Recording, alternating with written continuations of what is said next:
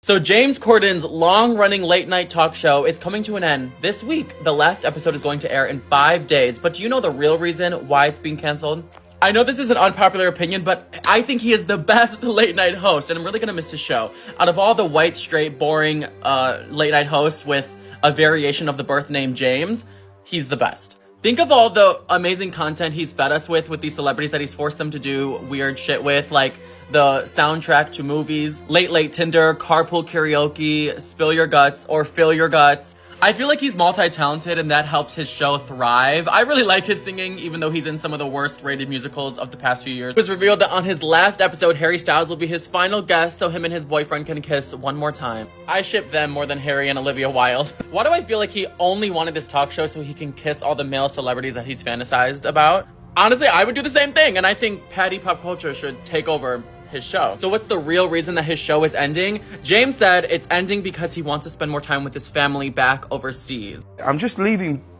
the show primarily because we're a long way from home, and we really want our children to know what it's like to grow up in London, to have a solid relationship with their grandparents, and that is time that you don't get back, really. Was the real reason because of his family? I don't really buy it. Or is the real reason because of the abominable PR he's gotten over the last few years and everyone exposing him for being awful? Because not only is the show ending, he's saying he's never coming back to late night. Was the bridge burned?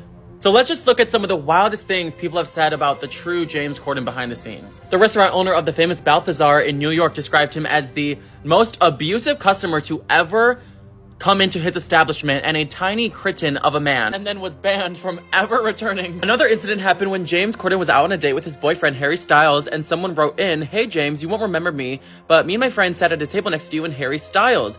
We didn't bother you, but you were a massively entitled cunt who yelled and treated the waitstaff like shit. When we suggested you calm down, you got really aggressive and threatening in a chubby way, like a boozy panda." Aggressive in a chubby way?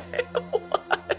And there's the time that his own employees exposed him for going to a WGA meeting for late night writers only, and he showed up just to advocate for lower pay grade for late night writers. Then, the time when a person sat next to James and his family on a plane, and James refused to help his wife carry any of the baby supplies, their luggage, or the babies off the plane. When fans saw James Corden at a movie premiere, and they called him a massive cunt in person and saying he refused to take photos with anyone and was being super rude to anyone who tried to talk to him. Before I tell you the worst experience someone had with James Corden, make sure you follow so you can see my new series, What People Say About Your Favorite Celebrities' Real Personalities Behind the Scenes. This is real. His own mother said that she prayed for him so he can go to therapy and not have such an entitled, awful personality, and his sister said to his face that she wishes he would stop being a dickhead.